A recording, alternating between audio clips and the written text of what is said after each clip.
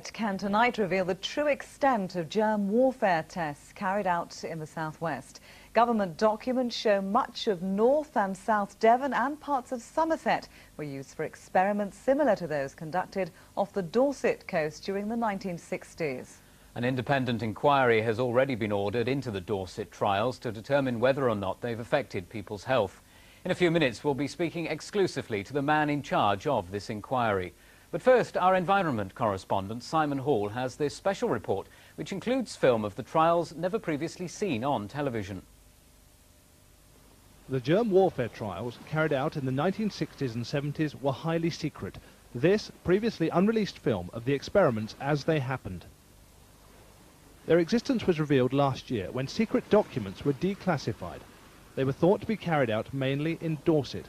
A spotlight investigation has, though, discovered they were far more widespread than was previously thought. Other trials tested how the germs would survive in different conditions in different areas. These were based not on releasing a gas, but instead on exposing a narrow thread of material coated with E. coli to the air. These tests were carried out in January 1967.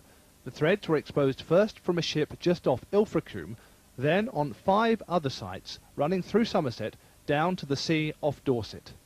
I think people, when they come to hear of this, will be concerned. For instance, I was in my 20s at this time, in the 60s, and I was just getting married, starting up a family. They'll be worried, will this have any implications on their health or the health of their children? Concerns have been raised that the tests may have harmed people's health. In East Lulworth in Dorset, 21 families say they have experienced miscarriages and children being born handicapped and with other health problems. Robin Southey was one of the scientists who carried out the experiments. His widow, Anne Reed, is pressing the government for a full investigation into the trials. For Robin Southey died at the age of 33 from a rare disease which led to a perforated stomach. His immune system was said to be almost ineffective. The couple had 2 sons. One died at 17 from a brain tumour, the other suffers serious health problems. Their daughter is healthy.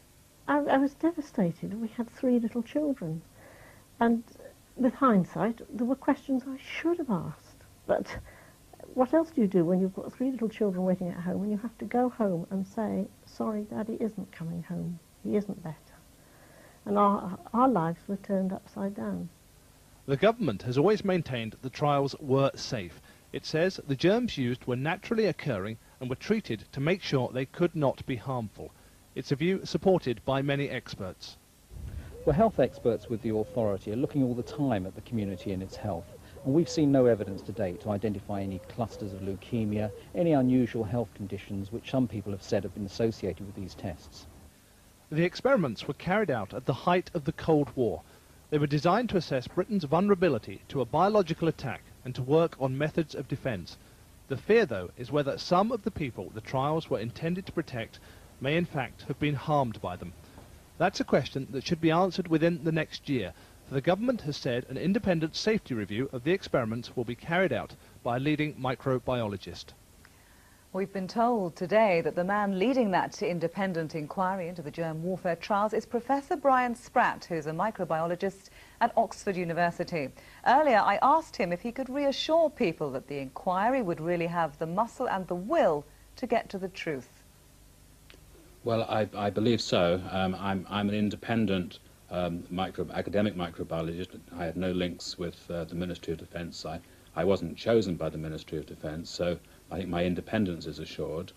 I shall be reading a large amount of technical information about the trials that took place in the 60s and 70s, and I shall be consulting widely, not only with medical colleagues and with perhaps people that were actually involved in the trials from Porton Down, as it was then called. I should also be asking for written presentations from people in the south of England that want to give me presentations. I should be coming down to the south of England and talking to anybody who wants to talk to me. So I hope it'll be a wide-ranging and open and fair analysis of the safety issues of those trials. Now, secrecy and delays with information have prompted much concern in the past. How swift and how open can this inquiry now be?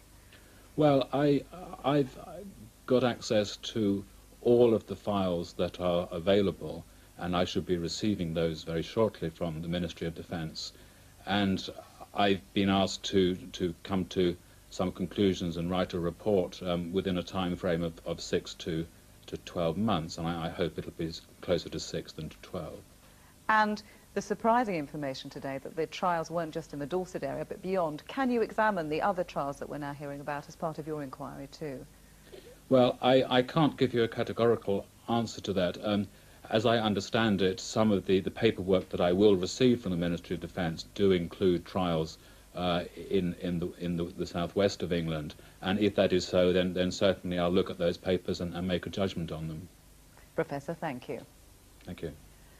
And if you'd like to discuss the germ warfare trials, you can call your BBC Local Radio phone-in. The number to call is 0645 222269. That's 0645 222269.